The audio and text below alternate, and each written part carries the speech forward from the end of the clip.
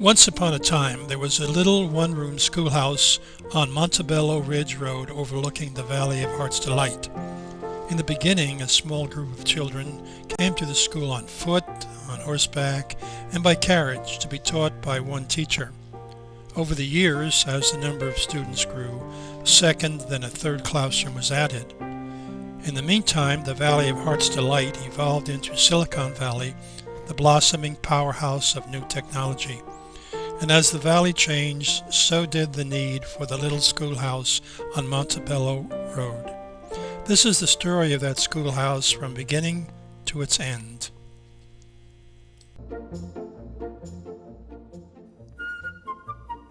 Welcome to The Better Part, a program that encompasses a diverse spectrum of topics important to our community, which we hope will both inform and entertain you. We invite you to sit back and enjoy the program.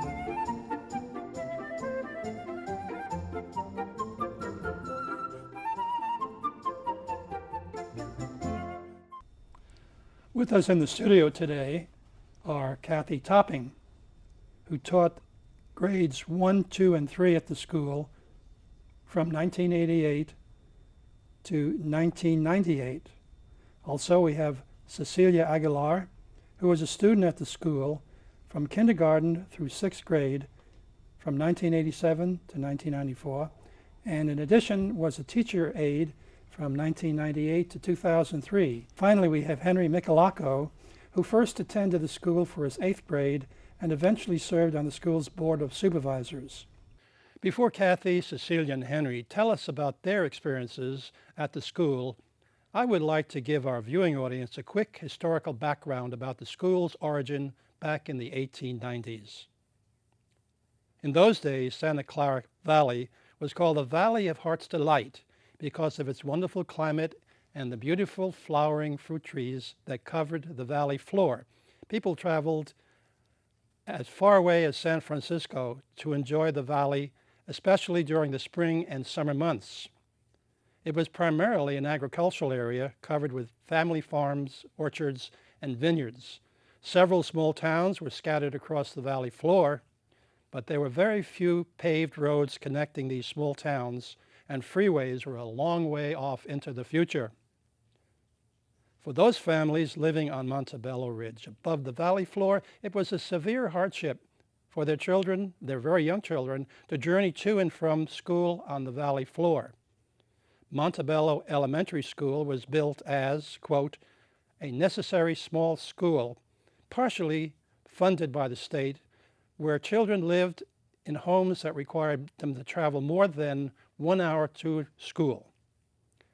Early families living on the ridge, like the Piketties and the Raffas, joined together to raise funds to build the one-room schoolhouse in 1892.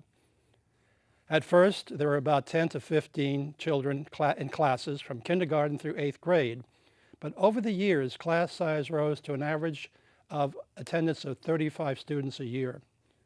The number of teachers varied from 1 to 3, depending on the number of students enrolled at the school, and each teacher taught multiple grades. One teacher would serve as the school principal and also as the superintendent of the Montebello Elementary School District. And when cars replaced horses, even drove the school bus on a few occasions.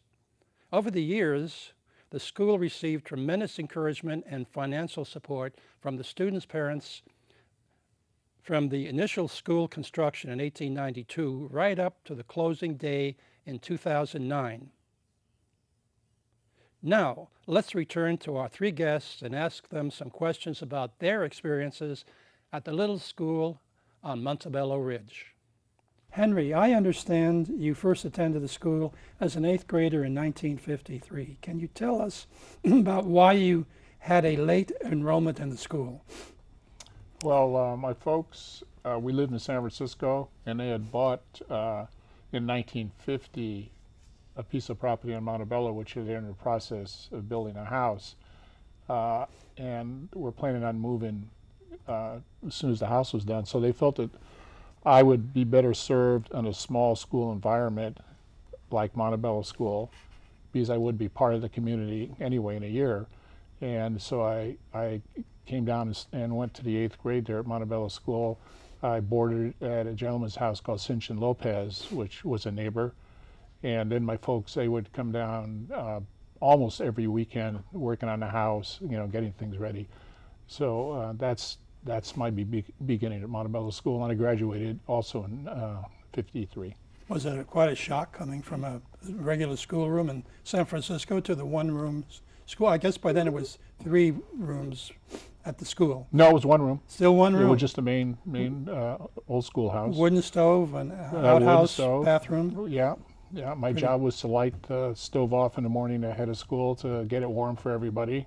So I'd get down there about an hour early, light off the oil burning stove, and have the room nice and toasty so everyone showed up. and I got paid, I think, $1 a month or something to do that it. was a lot of money. Yeah, it was a lot of money. It was a good deal. And I rode my bike. Where I was boarding, it was about a mile or 2 up the road, so I used to ride my bike from there to school and then back in the afternoons. And Very interesting. yeah. Well, Kathy, tell us what you were doing before you joined the school in 1988, and what induced you to drive all the way up to Montebello Road to become a teacher there. That's quite a drive. It is quite a drive. However, I taught in several different states. I started, I graduated from a college in Massachusetts. Then I immediately went to Florida because it's much warmer there, and then I did teach in Massachusetts. And then I got married and moved to Southern California and taught there.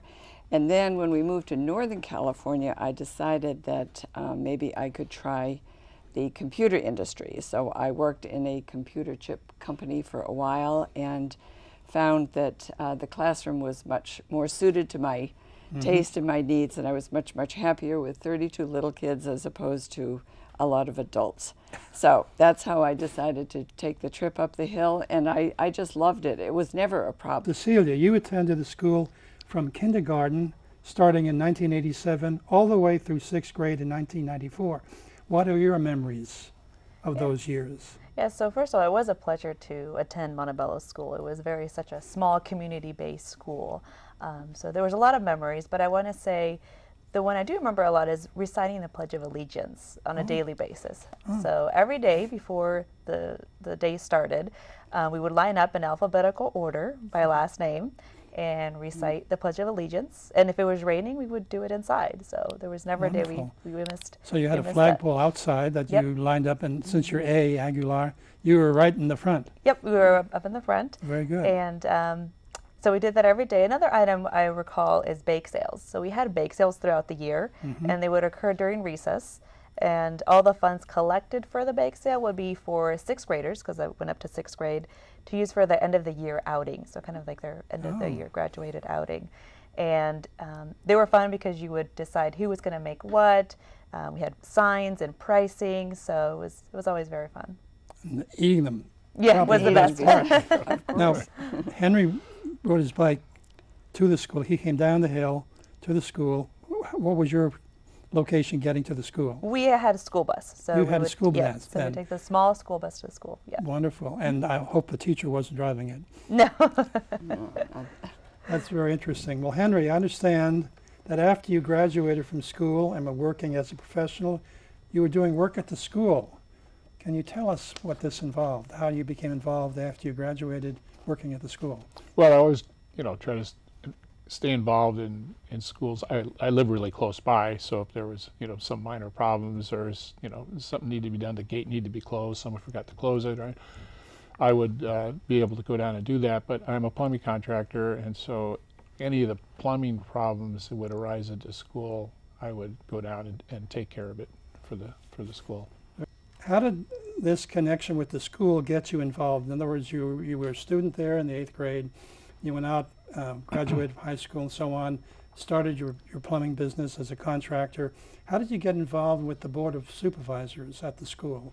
Well, there was an opening, so I thought I'd like to get involved, with the school. Because like I say, I was so close to it and, had a lot to offer. I thought, in being a school board president, or school board member, eventually I was a school board president, And so I did. I ran for office. Actually, I think it was the only time in history they ever had an actual election where there was another opponent. And so I was fortunate enough to become a school board member, and I was on the board for like 6 years. 6 years. And at one point you were the president? Yes. Wonderful. Yeah. Now, how many people are on the board of supervisors? 3. 3? Yeah, and That's there was very the same small. 3 for my whole tenure. Yeah, this was a special school district outside of the Cupertino School District. You're in county land, as I understand it.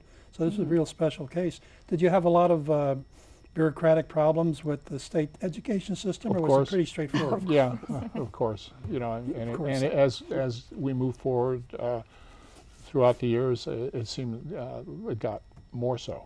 You know, More paperwork. more and so on. paperwork. Yeah. How generous was the state in providing funding? Fine. They were. We never had a funding problem. We were very fiscal minded, and we took care of the school, I thought, very nicely with the funds we had. While you were on the Board of Supervisors, were there about average 35 students a year? For the first 3-4 years, we averaged, I think we had a high of like 45 one year. And then, Really? Yeah. But it started, enrollment dwindled very rapidly the last 2 or 3 years. And that has a lot to do with your funding. Sure, Yeah. sure. This is a question, I guess, for both Kathy and Cecilia. One of the institutions of the school was the infamous OOPS board. That's OOPS board. What was that all about? What was that? Well, Well, you can go first. Sure. Cecilia. So while I was a student in Mrs. Topping's class for first, second, and third grade, there was a chalkboard in the back of the classroom that had the word "oops" underlined. Very simple board, but you never wanted to have your name under there. Really? And there were various reasons why you would get your name listed on there, but you didn't do your homework, there's misbehaving of any sort, and the only way to remove your name off of there was if you stayed in for recess and you did your homework. And of course, if your name was on there, sometimes you wouldn't be entitled to certain activities or privilege, so you wouldn't be able to participate. So thankfully, my name wasn't on there very often. You're I a don't think good her- little girl. She was. She was an excellent student. And you actually were teaching when Cecilia was there. Oh yeah, she was in my classroom, excuse me, for 3 years. And the reason for the OOPS board from a teaching perspective is that basically you don't want to spend a lot of time with discipline. The students did not like to be on the OOPS board, but the good thing about the OOPS board was that you could get your name taken off the board by keeping time on task or doing the work that they owed me. It was very simple, but the main thing was that nobody wanted to be on it, so it was an easy way to provide discipline in the classroom. I understand, reading the history of the school, that the students actually made up many of the rules that govern themselves, which is They a great did. idea. Yes. Wow. And I imagine because of the location of the school and the intimacy, teaching several grades with 1, 2, or 3 teachers, that the whole classroom experience was totally different than anything down on the valley floor. Oh yes, tremendously different. You had to be, as a teacher, you had to be extremely organized because you would hop from one grade to another to teach the various subjects. And a lot of parents did come in and help out though too, which you really did need. That's important. Fortunately, I had taught several years before, so I think it would be very difficult to step in there as a first-year teacher, for sure. I think I've heard about some of the special events that were at the school. Can you tell our audience what they were and how they were enjoyed by the students and their parents? Okay, well, I'll talk about the Thanksgiving experience. And at Thanksgiving, we would invite all of the parents and all of the siblings to come to the school, and each classroom would make something. And the kindergarten class made butter, homemade butter. My class, which was first, second, and third, made pumpkin bread for everyone to put the butter on. And then the senior class, or the older class, 4th, 5th, and 6th graders, made a dessert of some sort. And then the children would bring in ingredients for a soup. And, they'd bring in carrots and potatoes and celery and things like Sounds that. very serious business. It was a very big deal. And we would put all of this food together and provide it for the people who would come up. However, one year, for some reason, the soup supply was extremely low, and we knew we did not have enough money for everyone. So we had a very good neighbor next door, Mary Taylor, who was a former Piketty. She said, I'll run down and buy you all the ingredients you need. And that's the year I always said Mary Taylor saved Thanksgiving, because we put a soup together really at the very last minute, and nobody knew that. But then after we would eat, then we would put on, the children would do poetry or do a skit. We'd sing some Thanksgiving songs and all. So it was really a nice festivity, and it really did involve the whole community. Did any of the kids dress up as pilgrims or Indians? Yes, They went through the yes, costume we definitely thing? did the Pilgrim Wonderful. Indian dress, yes. Cecilia, tell us about some of the events. So one of the events I looked forward to while I worked there and as a student as well was the graduation, which is the end of year celebration. The focus was on the 6th graders, because they would be graduating from Montebello and moving to the Valley to go to middle school. But again, the community, the parents, families were invited. And it was a potluck dinner before the program. So everybody would bring their favorite dish to share. And there would be speeches by the 6th graders. There would be awards given Wonderful. to parents. Wonderful. So 6th graders would speak about their experience at Montebello School throughout the years.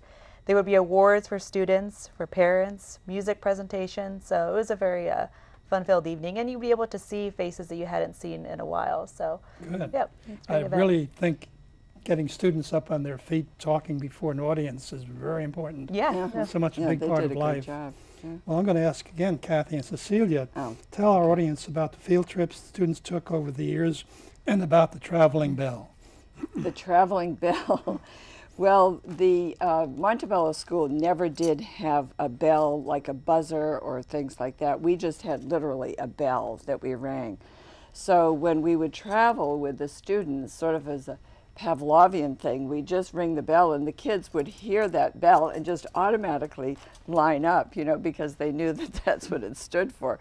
So you didn't have trouble trying to round up your classroom if they were out playing or on a field trip or something like that. So it worked out very, very well. And then later on, we had T-shirts made too that actually did say Montebello School on Okay. it. So we knew where the students were as well.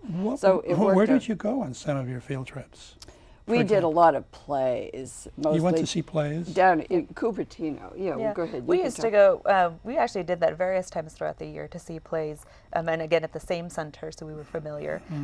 But it was also fun that we would go to see the plays, and then after we'd go to a park for lunch, for example. That's nice. So it was very nice to spend the day, and as the children running around in the park and parachutes and so on. Oh, So right. that was fun. Teacher would take out the bell and Yes. ring it. And Everybody go. Yeah. Did you Yep. ever have any delinquents? Was there an oops by some of the kids not coming back when the bell rang? Oh no, they were really that was their. They were conditioned to that bell, and they were really good. Actually, the kids were really terrific students. I understand you had an overnight, which always, when you're dealing with young kids, is very difficult to manage. How was that handled? Well, this was a major overnight. We would go to Sunset Beach over near Santa Cruz area, and we had this gal that worked in the office, and she was just a fabulous, she was more than just a secretary for sure. Her name was Linda Lavasser, and she would go out and buy food for the entire school and all the parents, and we would pack up the food with the tents and the kids and head down to Sunset Beach. And then once we got down there, the parents helped set up tents, and then we'd cook. A lot of the parents did all the barbecuing, and so we would have Okay. meals there. And then we also played games at the beach. We swam at the beach and all too, and had s'mores, of course, and sang Some what? s'mores. With marshmallows Oh, and really? chocolate and graham crackers. First time I heard of that. Really? First time, yeah. Oh, well, that's a traditional campfire Wonderful. dessert. And we told stories, and it was just a lot of fun. And then the tough part was getting everyone settled down in the tents, though, at night. And then the next morning we would go, and again the parents made the breakfast, and we'd go down to the beach and then head back from there. That's wonderful. Yeah, that was just once a year we would do that. Probably in June, I guess we would do that. Based on what you've said, and I'm sure that people down on the valley floor with students heard about the school. I've heard that there were some families living on the valley floor that wanted their children to attend Montebello. Can you talk about that? Yes, for a brief time we did have full enrollment quite of the time, but at one time the enrollment dropped, and so we opened it up to the people in the valley, and they particularly liked Montebello School because there was never competition about who had the better clothes or the fancier this or the fancier toys or whatever, because everyone was level. We all wore pretty much jeans and tennis shoes, and you never had that problem.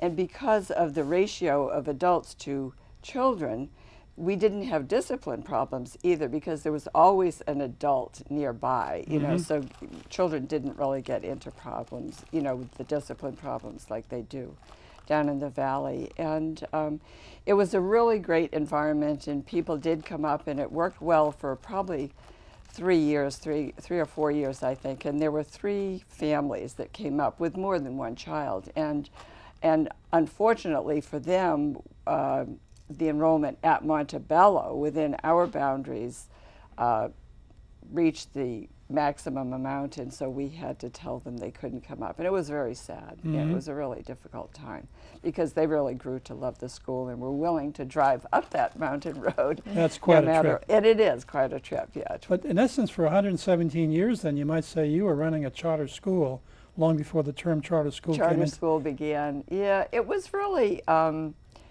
you could, because of the lower enrollment, you could do a lot of things that you couldn't do with a huge classroom. The thing we lacked most was the size of the classroom was very small. But then the school did add on another large room, and that made a huge difference. So what was the reason for the school to close in 2009? I know everybody was very upset when it happened.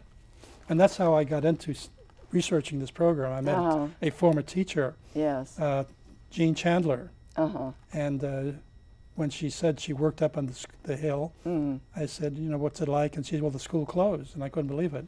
Yeah, most unfortunately. Well, the main reason was that the young families really weren't moving up to the hill any longer. We were losing students. Yes, so they did not have youngsters to come to the school, and oftentimes, initially, we used to see families, and then you knew the siblings, and so you knew, well, pretty soon we'll have so-and-so coming along, and then that just ended. And Henry, you know more about that. Right? Yeah, and keep in mind the school not only served Montebello, it served Stevens Canyon Road all the way up to Skyline. And that's right. Yeah. The bus used to go all the way up to, I remember right. Peg Bedelt used to be the driver of the school bus, Don Hertel, Right. all the way up to Skyline Boulevard, and pick up students up there and then take them home after school. So we had a number of students from Stevens Canyon, Skyline, and Montebello. So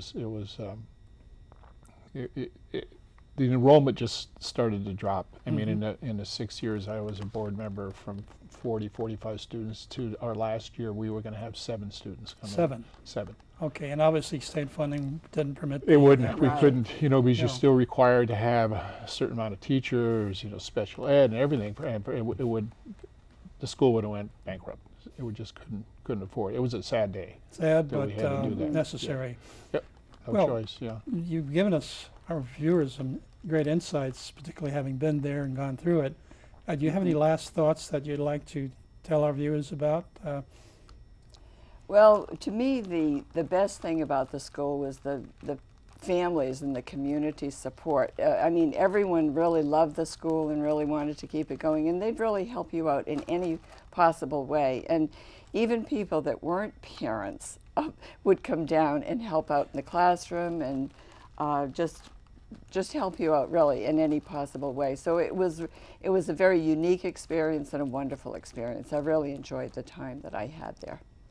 Yeah, I think just like Henry had mentioned, it was very sad, to see the school closed. And I had been part of it for many years as a student and then working there. And I had developed, close relationships with the students and teachers and staff. And, it was a rewarding experience. I work with a lot of students who English was their second language, mostly Hispanics, and it was such a rewarding experience to see their progress throughout the years. So even though the school has closed, the memories will sure live on. Well, I have to go back to special events, the Christmas play. Oh, right. So yes. every year for Christmas, this production was always put on. I mean, build a stage, decorate. This went on. Kathy, she never got any teaching done for 2 weeks. In fact, I was on the board. I said, what's the deal here? I know this is a tradition, but no one's getting taught anything for 2 weeks. And forget it. It was going to happen. It didn't matter. And it went on, right to the very last days of the school. It was a major, major production. Yeah. Well, all good things must come to an end, I guess. I guess. Yes. Yeah. Listen, I want guess, to thank yes. you, Kathy, Cecilia, and Henry, for coming and sharing the memories of the time you spent there. And again, I emphasize our viewing audience to go to the website that you'll hear in the close to look at more memories from other folks who've been to the school, taught there, were students. Thank you for coming. Thank you. Well, thank you. Oh, thank you. Thanks for the opportunity. As you can tell from this conversation with our three guests, the little schoolhouse on Montebello Ridge may have closed in 2009 after serving the community for 117 years, but is definitely not forgotten. You can read many more memories of the school written by students and teachers at the Montebello Memories Project website at edublogs.org/Montebello School. I'll repeat that, edublogs.org/Montebello Schoolhouse. We hope you have enjoyed this program and will be watching next week, same time, same station, for the next edition of The Better Part.